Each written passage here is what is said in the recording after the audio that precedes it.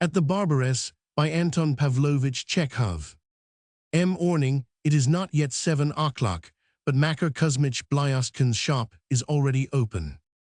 The barber himself, an unwashed, greasy, but foppishly dressed youth of 23, is busy clearing up. There is really nothing to be cleared away, but he is perspiring with his exertions in one place. He polishes with a rag in another, he scrapes with his finger or catches a bug and brushes it off the wall. The barber's shop is small, narrow, and unclean. The log walls are hung with paper suggestive of a cabman's faded shirt. Between the two dingy perspiring windows, there is a thin, creaking, rickety door above it, green from the damp. A bell which trembles and gives a sickly ring of itself, without provocation. Glance into the looking-glass, which hangs on one of the walls, and it distorts your countenance in all directions in the most merciless way. The shaving and haircutting is done before this looking-glass, on the little table, as greasy and unwashed as Makar Kuzmich himself. There is everything: combs, scissors, razors, a ha'porth of wax for the mustache, a ha'porth of powder, a ha'porth of much watered eau de cologne. And indeed the whole barber's shop is not worth more than 15 kopecks. There is a squeaking sound from the invalid bell, and an elderly man in a tanned sheepskin and high felt overboots walks into the shop. His head and neck are wrapped in a woman's shawl. This is Erast Ivanich Yagodov, Makar Kuzmich's godfather. At one time, he served as a watchman in the consistory.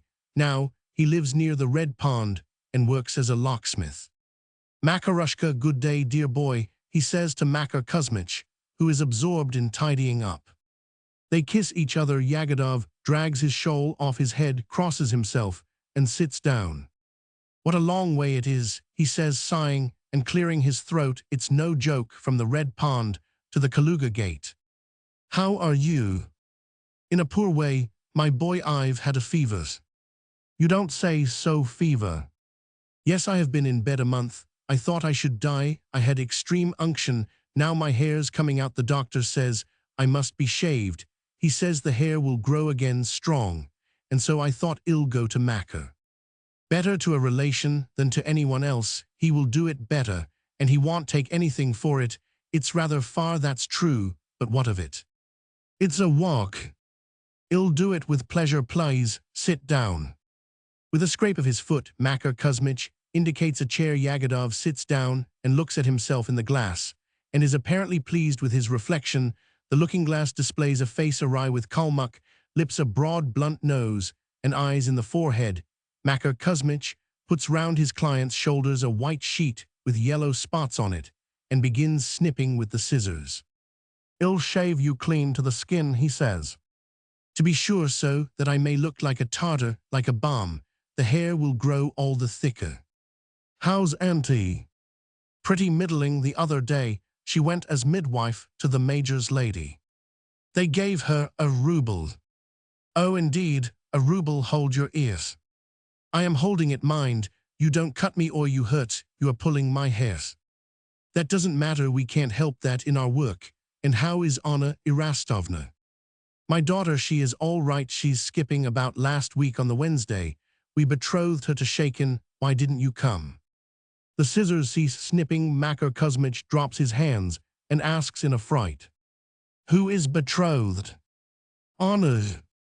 "How's that? To whom?" "To Shakin Prokofy Petrovich, his aunt's a housekeeper in Zlatostensky Lane. She is a nice woman, naturally. We are all delighted, thank God. The wedding will be in a week. Mind you come. We will have a good time." "But how's this, Erast Ivanich?" says Makar Kuzmich, pale, astonished, and shrugging his shoulders. It's utterly impossible. Why, Anna Erastovna, why I cherished sentiments for her. I had intentions. How could it happen? Why, we just went and betrothed her. He's a good fellow." Cold drops of perspiration come on the face of Makar Kuzmich. He puts the scissors down on the table and begins rubbing his nose with his fist. "I had intentions," he says. "It's impossible, Erast Ivanich.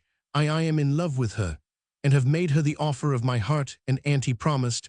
I have always respected you as though you were my father.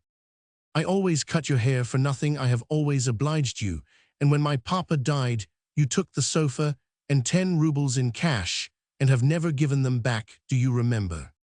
Remember, of course, I do only what sort of a match would you be, Macca? You are nothing of a match, you've neither money, nor position, your trade's a paltry one. And is Shaken rich? Shaken is a member of a union, he has 1,500 lent on mortgage, so my boy, it's no good talking about it. The thing's done, there is no altering it, Makarushka, you must look out for another bride. The world is not so small, come cut away, why are you stopping? Makar Kuzmich is silent and remains motionless, then he takes a handkerchief out of his pocket and begins to cry. Come, what is it? Erast Ivanich comforts him, give over fi, he is blubbering like a woman, you finish my head, and then cry, take up the scissors. Makar Kuzmich takes up the scissors, stares vacantly at them for a minute, then drops them again on the table, his hands are shaking. I can't, he says, I can't do it just now, I haven't the strength, I am a miserable man. And she is miserable, we loved each other, we had given each other our promise, and we have been separated by unkind people, without any pity, go away, Erast Ivanich, I can't bear the sight of you.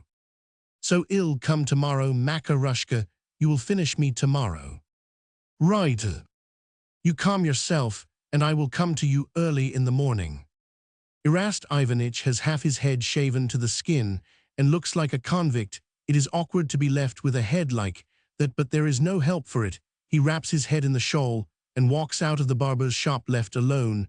Makar Kuzmich sits down and goes on quietly weeping. Early next morning, Erast Ivanich comes again. What do you want, Makar Kuzmich? Asks him coldly. Finish cutting my hair, Makarushka, there is half the head left to do. Kindly give me the money in advance, I won't cut it for nothing. Without saying a word, Erast Ivanich goes out, and to this day his hair is long on one side of the head and short on the other. He regards it as extravagance to pay for having his hair cut, and is waiting for the hair to grow of itself on the shaven side. He danced at the wedding in that condition.